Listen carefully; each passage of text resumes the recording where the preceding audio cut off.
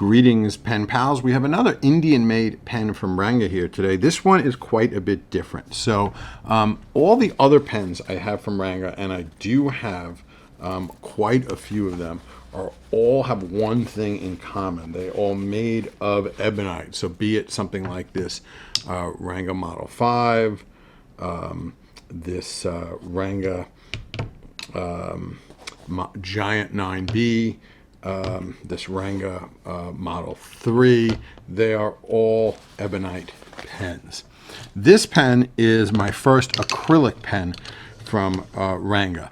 Doesn't make it any cheaper being in acrylic. $94 this pen was. It does have a Bach nib, so that definitely does add to the price. We'll get to the nib in a minute. So the acrylic material is just really, really nice. So it's all these, comes in obviously several different colors. The one I chose to get was this really beautiful striped brown acrylic in all various shades of brown here, light and dark shades of brown. Looks just super. Really, really, really nice. You can get this pen with either rounded or these conical finials. I chose to get the conical finials. It's the very similar finial effect on the top and on the bottom. Let's talk about size though for a minute. So here it is. We're going to back up the camera a bit so we can get some of the sizings on this. So this is the Ranga Model 5. So this is a big pen. So here's compared to the Ranga Model 5. Here's the Giant 9B from Ranga. Again, big, big, big pens. How big are these pens? Let's look at it compared to a Lamy Safari and a Pilot Metropolitan. So these pens are positively puny compared to these pens. So we're talking big, big, oversized pens here. From a weight perspective, this pen is no slouch on the weight department. It is 42 grams. Again, it's just a lot of acrylic, etc. So the weight does add up. It's not oppressively heavy, but it's definitely not a feather light weight light pen by any means. Has a sort of very traditional Ranga clip that's found on a couple of their other pens. It is functional and works well. I do believe you could get this in clipless as well if you so chose. It is a screw to uncap pen. It takes one turn to unscrew, which is nice. The pen is a big, big pen, so you probably want to use it unposted. It will post though. And it's not back weighting it terrible when posted. It is just, when you post it, it is just massively long. That's really the only issue with posting it. Does have a number 6 sized Bach nib, but again, even a big nib, like a number 6 size Bach nib, looks a little small almost in this pen because it's so big. So a number 8 nib, which I believe you could get it in the number 8, I think, if you wanted to.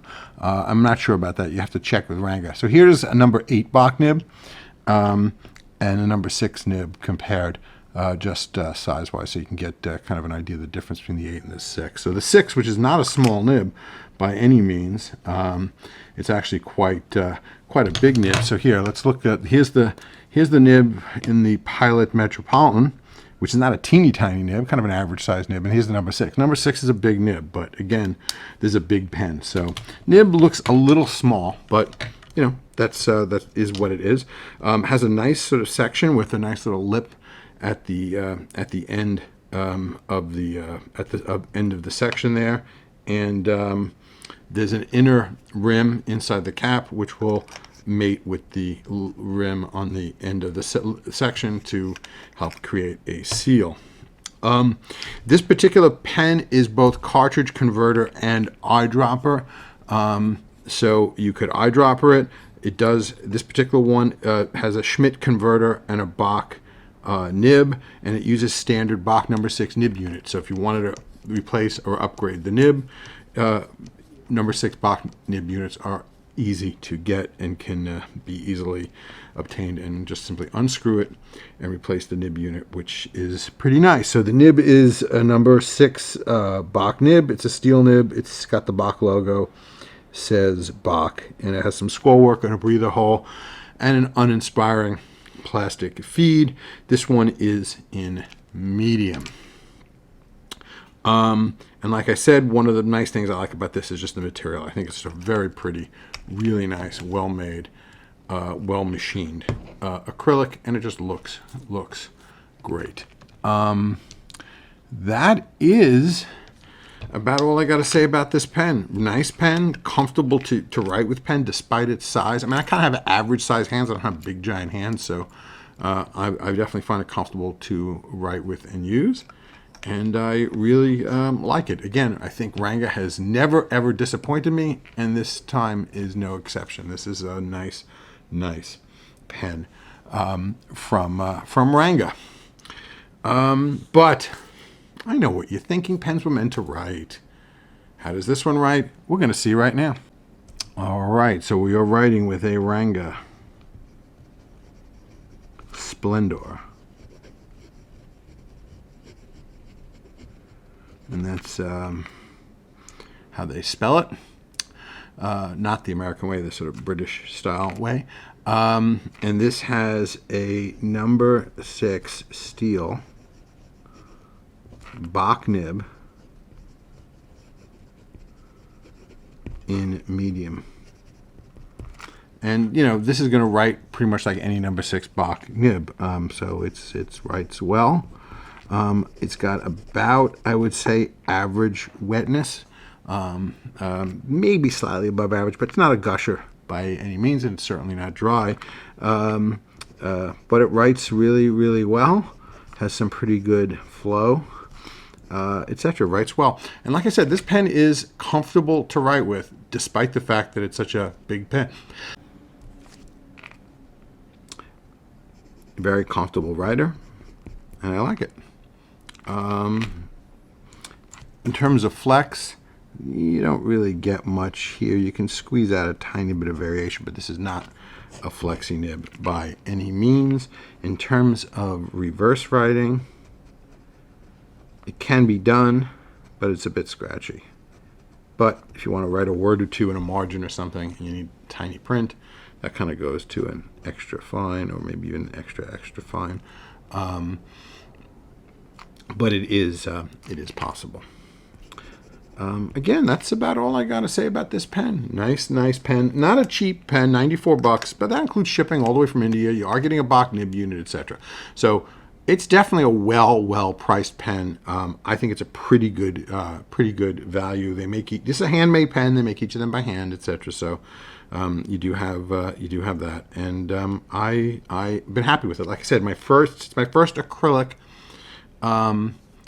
Ranga pen. All my others have been ebonite. I've been very happy with those, and I am happy with this as well. So that's all there is to say pretty much about this pen. Let's talk about this ink for just a minute. All right, so this ink is Monteverde.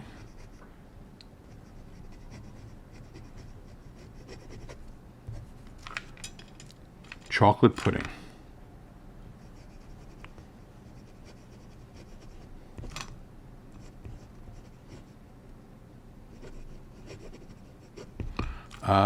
And this is part of the Monteverde Sweet Life series. I've done at least one. I've done one other one. I did which one did I do? I did the Cherry Danish. Where is that? Yep, Cherry Danish one when I reviewed the Diplomat Aero Flame.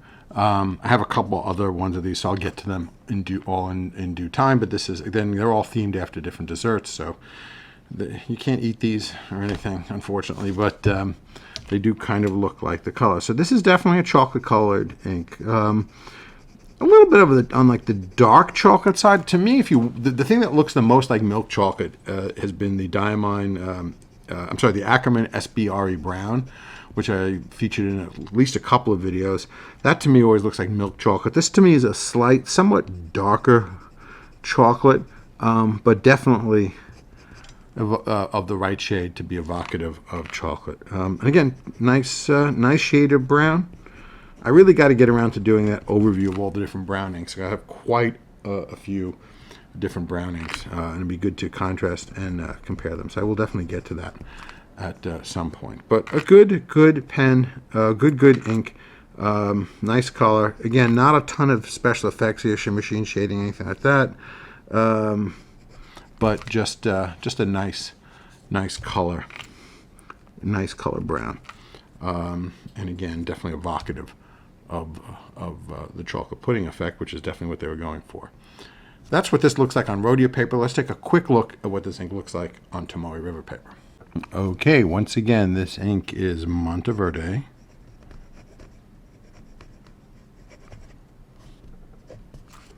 Chocolate pudding.